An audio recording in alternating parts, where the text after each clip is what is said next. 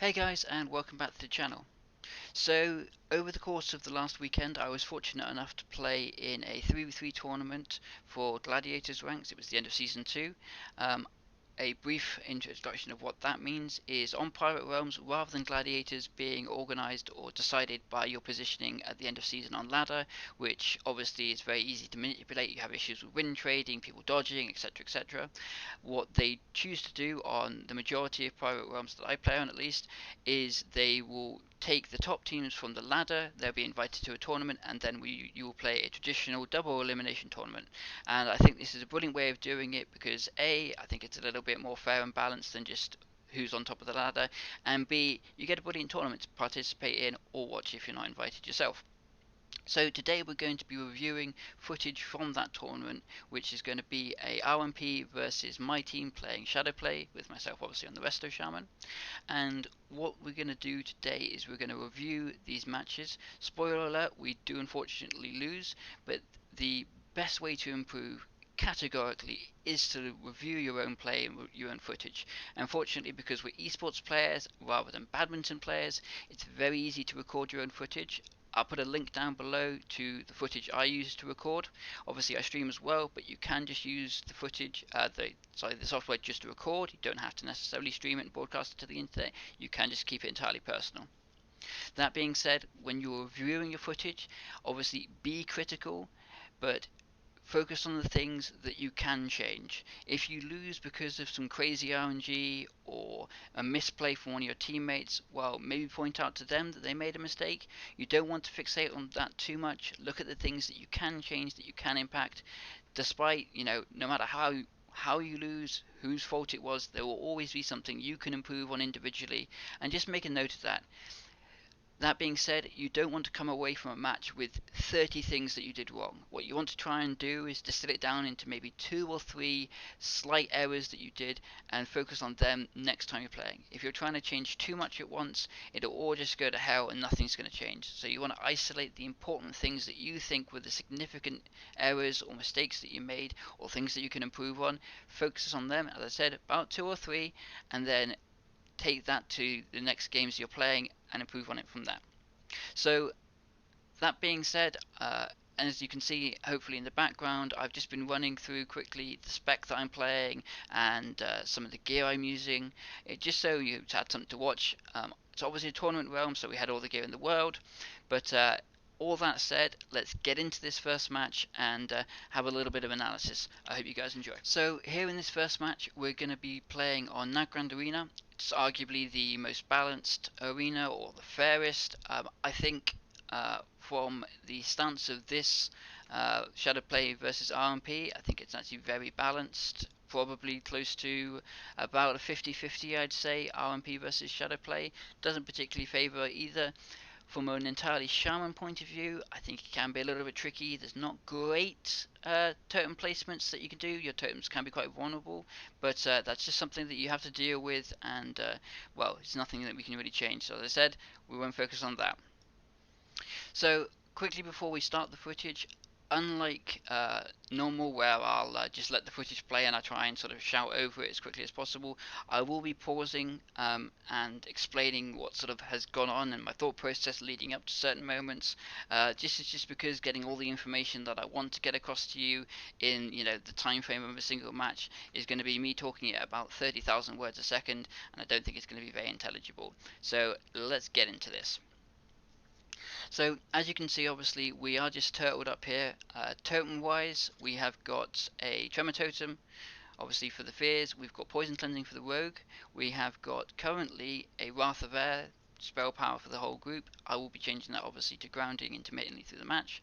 And then we've got a Frost Resistance Totem.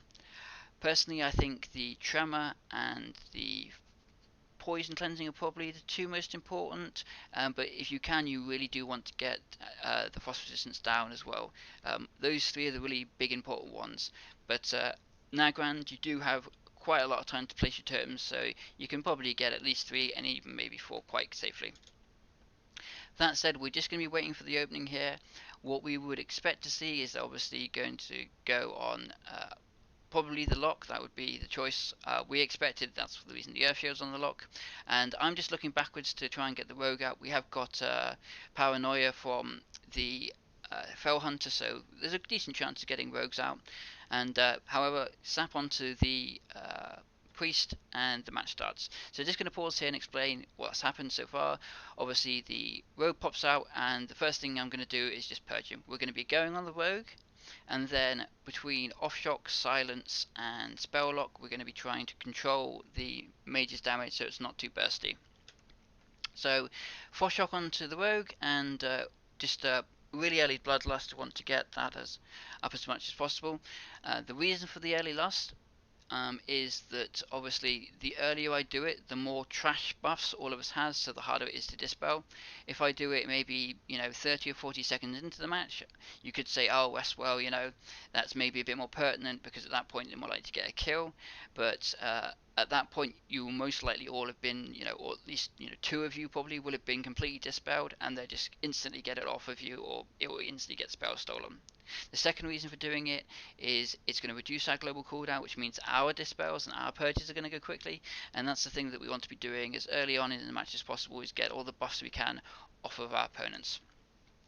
So here we have, unfortunately the doorway is in the way, so vision, and I here move out. So I think that was the first mistake I make there. As you can see, I move out to the left, but I move slightly too far out to the left. I probably should be hugging the pillow a little bit more. And just going around those sharp corners. The reason I went as far left as I did is obviously as you go further away from the pillar you get a wider angle, meaning you can see more of the pillar, and I can get onto line of sight of my Warlock and get some heals. So here we can see the polymorphs going off, and I get a grounding totem, I believe. I'll just check that one actually. Can jump backwards.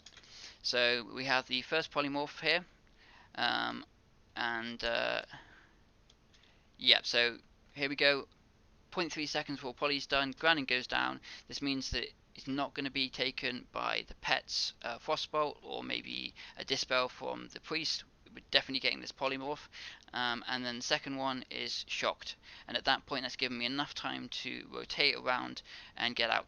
So at this point obviously I get counterspelled, unfortunately, but I will explain my thought process and why I decided not to fake.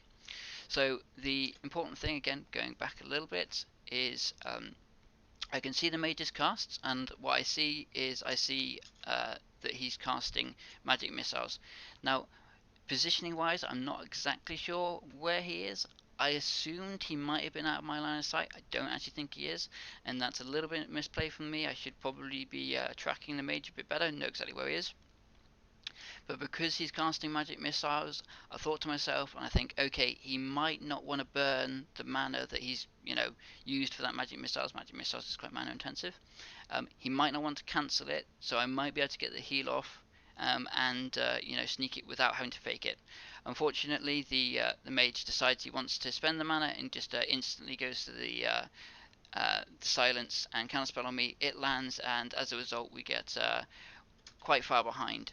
Again, he's going for the polymorphs as I'm, trying to free cast now. The first one again is grounded. The second one is shocked, and all of that done. Unfortunately, Tweet's just going to go down to the damage. So really quick first game here, but again, we're going to choose 2-3 things to take away from it. I think the first one was I was slightly too far away from the pillar the entire match. I was sort of, again, about this distance, maybe 5 yards away from the pillar. If I'm hugging the pillar closer, I can get round line of sight a little bit better. And then obviously the second one was the counterspell itself. I risked it, and I probably didn't, it wasn't necessary that I really did the risk. I should have just faked it and respected Dr. Skunken that he was going to go for the CS. But it was just the first in the best of 3, so, we leave and we go on to the next one. And here we go, second match, Blades Edge Arena. First off, we're going to place here, and at this point I have to make quite an important decision.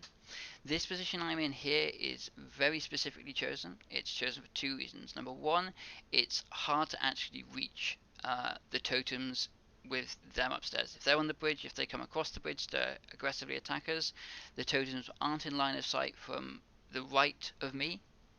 Obviously the pillar's in the way, so the totems can't be hit. then they're hard to stomp. As I said, it's the first one. And then the second reason is in this line of sight position here, from the right hand side where the rogue would be appearing from, I'm out of line of sight, so he won't be able to, if he wanted to, he might very quickly attempt to get a sap while I'm placing totems. It does happen. If I'm to the right of this pillar and exposed, he can very easily sprint and then shadow step sap me, which is about as bad as it can get for a start for the Shadowplay. So I'm going to stand here, my right side is covered, he can't shadow step sap me. However, the decision I need to make here is how many totems do I place. Every time I place a totem, it's an increased chance of him getting to me and getting the sap. So what I end up doing is I decide to be very safe, and I only place 2 totems in this initial. I believe it's Tremor and Poison Cleansing, but we will see. So first totem goes down. Okay, so it's Tremor and Frost Resistance. And as you can see, they were incredibly quick. If I'd stayed there trying to place a third totem, I would have been instantly feared by the priest. And as you can see, he's already stomped my Tremor totem. So I would have been caught in a fear and then probably sapped out after the fear if I wasn't in Ghost Wolf, which I wouldn't have been because I was placing terms. So deciding to play a little bit risky, a little bit safe for myself, only placing 2 terms, definitely paid off, and it was definitely the right choice here. That having been said, the next thing I want to do is instantly get into combat and get some purges. The reason I jump back down there is just to get some distance. I know at this point I haven't got a tremor, or my tremor's about to get stomped again, so I just want to sort of loop back around and try and keep some distance away from this from the priest. I know the rogue's on my lock, but I also know the mage isn't going to be casting quite yet, so I've probably got enough time to do this. At this point here, you can see my Warlock's actually jumped, and this is a pretty risky position for me. One of the things that this RMP does particularly well is they use Novas to control me. With my Warlock moving around, getting into line of sight to heal him can be quite tricky, especially if they're using Novas just to hold me in place. A, that means I'm very vulnerable to fears, the priest can catch up to me easily, and B, it means that if the lock isn't careful with where he stands, he can get caught out of line of sight and end up dying. So, fortunately for me here, the priest actually misses his Psychic Scream on me. It could have been a resist, I can't quite see, but I think it was just a flat miss. I don't have a Tremor Totem down at this point, it's all been stomped. You get stomped religiously throughout this match, so it's pretty hard to keep it up. But yep, no misplay there, and definitely something that makes my life a bit easier.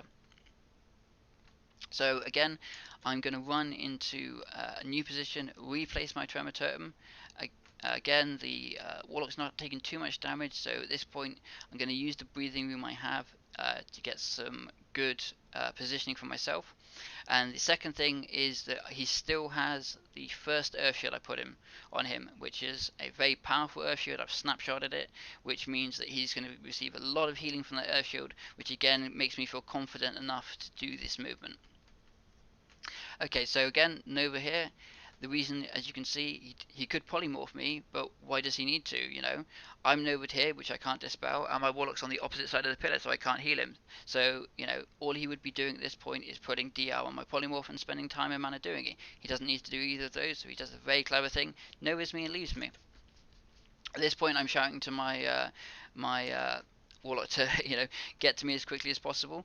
I believe we will just quickly see, he's got crippling on, and then yep, I believe he does he trinket it, or maybe it's just poison cleansing. Either way, he gets a nice, we get a nice dispel onto that crippling. I'm fairly, yeah, so he's kidneyed, so he trinkets the kidney, gives him the freedom, he comes around to me, and then I pop the NS, and it's Bloodlust, and just at this point I'm spamming placing poison cleansing totem, just trying to get it off. And then as you can see, he's now completely clean of poisons. The reason to use poison cleansing rather than cleanse poison the spell is 3 reasons. Number 1, it's a totem. When you place it, it pulses, so it will cleanse 1 poison every time I place it, and that's 1 poison from everybody. The second is, as a totem, it has a 1 second GCD, whereas the spell has a 1.5 second GCD, so it's actually faster for me to spam the totem than it is to spam the just cleanse poison. And thirdly, it's actually less mana with the reduced mana cost on Totem's talent, which I do have. As I said, my spec was early on in the video. If you want to jump back and have a quick look, you can see. But with the reduced mana from my totems, the totem is in fact actually cheaper than Cleanse Poison. And then finally, I said 3, but with 4, again, as a totem, it's going to work through line of sight, so I don't need to be in line of sight. I can be running away, placing totems in weird places, but I can still be cleansing him through the walls using totem mechanic. So this movement here might seem a little bit bizarre, but what I'm actually doing is I'm running here to place a Tremor in a little bit of an awkward position. It's physically out of line of sight, so they might not see it placed if they're not looking for it. At the end of the day, they have got to find these totems, and if it's hidden around the corner like this, then it might not be obvious. When you're placing a totem like this, one of the important things to remember and understand is which totem will appear where. The totem type will dictate where it appears on you. If you are, imagine you're a clock.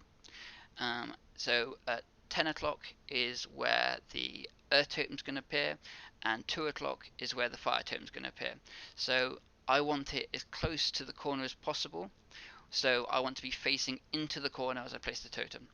If this was a poison cleansing totem, so water, which would appear at my 5 o'clock I believe, I would have to spin, so I would end up with my back to the wall, and then I'd place the totem with my back to the wall, and again it would be as close to the wall as possible. Whereas if I placed a poison cleansing totem with my front to the wall, I'd place it behind me and it would be pushed out, not as well hidden. So Tremor goes down, and then I'm going to get some heals off. I end up getting counterspelled there. I was accepting of that counterspell, the reason being that he's at full HP, they've got Kidney Shot on cooldown, he's not got any poisons on him. I probably should have earth shielded him. It was a mistake from me not to earth shield him, but he's got no poisons, he's got his health walk, they've got Kidney Shot on cooldown, the mage is going to have to block pretty soon, he's taking quite a bit of damage, so as a result counterspelling me now, it's not very significant. It doesn't really do anything. I didn't really even need to heal him anyway. I was kind of baiting them into wasting it a little bit there. So he's going to take some damage, but it's not going to be an awful lot. Here they get a polymorph on me, and I get a nice dispel. Second polymorph, and this is where it gets a little bit dicey. So at this point, my Warlock has jumped. As I said, it was a misplay for me not to put Earth Shield on him, but he ends up getting kidney shotted downstairs, out of my line of sight, with me being polymorphed upstairs. And also at this point in time, my shadow piece has jumped off, so I am stuck in the polymorph. So as a result, I pop my trinket and attempt to jump off as quickly as possible. Dr. Skoken is doing a really good job of controlling me, however, and I'm just back straight into a polymorph. It's only 2 seconds, but that's not much. But again, he does the second for a second time, does fantastic play of just novering me when I'm out of line of sight of my dispels, and I'm out of line of sight of my Warlock, so I wouldn't be able to help him and heal him from where I am, even if I wasn't feared. You can see, despite me placing my Tremor in a very janky or nicely hidden place, it still gets stomped, and I'm getting feared. So at this point, I'm asking for the dispels. We have a nice shield there from Shadow Priest to assist onto the Warlock, and I'm just shouting for the dispels. The dispel comes, but unfortunately it gets the Nova and the Winter's Chill. Doesn't get the fear, so I'm still stuck in this, and I need another dispel, which isn't very forthcoming, and tweet drops extremely low. And at this point, we have got a couple of decisions to make. So as soon as I come out, the first spell I cast is the Earth Shield. This is because this is the closest thing I have to an instant heal, and fortunately, as you can see, I instantly cast it. He's incredibly low. The rogue, I assume, does maybe a little hit, or maybe it's the Holy Nova, but either way, we get a instant Earth Shield proc, and that's what had just healed him up. That 6% is just the Earth Shield. Then I'm beginning to cast a heal, and this is a very risky play for me. It would appear to be a very risky play. We've got Counterspell just coming off of cooldown in 0.7 seconds. I'm casting a 1.5 second heal, so I could hypothetically be counterspelled. However, if you look, if we go back and look in the bottom right, so I have the mage on focus. As we begin the pressure, or as I begin to heal, at this point here, we actually silence the mage. So the mage is silenced. He can't counterspell me, even though it's off of cooldown. He ends up blocking to remove both the silence and the fear that just landed on him. And at this point, I know I need to be careful and cognizant of the counterspell. So it's first I put a grounding totem down, but even though the grounding's down, I'm not going to 100% trust it. I'm going to fake my heal, which I do successfully, and he misses his counterspell. So to go back through the entire sequence again, it's quite complicated, but you know, this is what it's like playing Shaman at the top tier against good mages, or just good RMPs in general. You have to, you know, really squeeze out everything you can do. Okay, so silence. I'm now free to cast. Earth Shield on. Casting during silence. I then see the ice block. I now know that he's no longer silenced and he's free to counterspell me. Put grounding down. Grounding gets bursted anyway. Cast my fake cast it. Cancel it.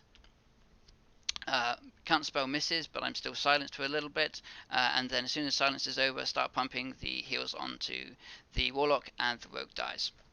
And obviously, as the Rogue goes down, that is you know, a win for us. So that was game 2. Action-packed, lots going on. Hope I've explained it well, and we're now going to jump into game number 3. Okay, so game number 3 is on Ruins of Lordaeron. Ruins is quite tricky for a Shaman, just because in 3v3 your totem placements are generally always very vulnerable to getting stomped, and you have to be very cognizant of this and do your best to get down, keep tremor down as much as possible. Again, at the start, I don't want to get sapped. I'm not going to be greedy, so again, I'm just going to place 2 totems down. They're actually behind me, you can't see them, but I've placed down Poison Cleansing and Frost Resistance. Tremor isn't down, which, you know, could maybe say is a little bit risky, but the Rogue's already out and we're going straight into the match. Purges onto the Rogue, and here goes the first Tremor Totem, and I'm really sure it's going to die pretty quickly. We actually get some really nice pressure early on the Rogue. He gets bodied really quickly, but obviously he's a Rogue, so he does have Cloak of Shadows. Playing Shadowplay against Rogues and Mages as well, actually, they have got these hard resets of your dots, so you've effectively got to kind of kill them, you know, maybe 2-3 times, depending upon, you know, whether they have pain suppression and things of this nature. So one thing that, you know, is worth noting is in this matchup is my focus target. Right this second, obviously Mr. is casting a heal. If I could shock this, it would be fantastic. However, I've chosen to focus the mage. The reason for this is simply that the CC is incredibly difficult in this matchup, and I have to, you know, try and control and stop, you know, polymorphs as much as possible. And then the second reason is that I also want to control any damage. If he's doing, you know, burst combos, if he's doing Frostbolt into Ice Lance, then I want to know that that's happening, so I can place the grounding, so I can get the Frost Shock off, and I can stop these crazy burst combos from the mage. And then the final reason as well for focusing the mage is there is the possibility that the game will go long enough that he will need to evocate. I need to know as soon as he's evocating, because I need to be there to shock and interrupt it. If he gets the evocation off, then it's generally speaking probably a loss for us. However, if we stop the evocation very quickly, the mage is oomed, then it's much more likely to be a win. So at this point, I'm just trying to position myself such that I am not vulnerable to fears or polymorphs. I place my Tremor Totem on the opposite side of the tomb to the priest. It's still, you know, he can still pummel it, stomp it if he wants to, but it is at least out of line of sight of the very obvious stomps such as wanding. And then, you know, I've also seen from the add-ons that my the counter spell's been used, so I'm free to cast. I then Earthshock the Arcane Missiles, the reason being, obviously, Arcane Missiles is you know, mana intensive and we can disrupt it. You can just see to my right, I placed a second Tremor after the first one's been stomped, but this is standard stuff where it's stomped and then instantly feared. I get a nice dispel there from my priest to cleanse the fear, and then I'm forced to um, uh, NS heal my Warlock, and then we see a very, very sad state of affairs. So he's not even got 5 wounds, he's only got 4. He's a Warlock, so he's got fell armor as well, and NS heals for 2.4k. Yeah, that's not massive, but it is the way it is. I then get polymorphed, and he drops down, and that is all she wrote. So, from things that I probably need to improve upon there, I think if we go back, sort of need to analyze maybe the chain of damage. How does damage go onto him? So we get the initial burst onto the rogue. One thing to point out here that's unfortunate is that they get a very quick dispel onto my earth shield. As I said, we have this first earth shield. It's the most important earth shield. It's the most powerful earth shield in the game. So if that sticks around, it makes a very significant difference on healing compared to if it doesn't. So I don't believe I actually reapply the earth shield, which is a very big mistake for me, and something that obviously would make significance. Not only is it healing, but it's also anti-pushback, which is really fantastic and significant for Warlock. So I'd say the biggest, or number one mistake I make here, not noticing the earth shield and not reapplying it. So at this point here, this positioning, I don't think it's actually too bad. We know the counter spells on cooldown, and I just really want to sort of turret these heals and tims. So I think it's pretty good. Just doing lesser healing wave, lesser healing wave, lesser healing wave. At this point, with the totem stomping, replacing totems, etc., it's really hard to avoid getting feared, especially on Lordaeron, especially if the priest is dedicated to fearing you, which at this point he is. The way to sort of stop this is that you kind of want as much pressure as possible, so the priest is forced to be doing healing and shielding rather than running or focusing on totem stomping. But that's not always something you can do. We've had the Cloak of Shadows, which kind of resets, and then getting pressure straight back up is always tricky, and especially when they're sitting on the Warlock to stop his casts. And then, yeah, we just see a lot of damage here.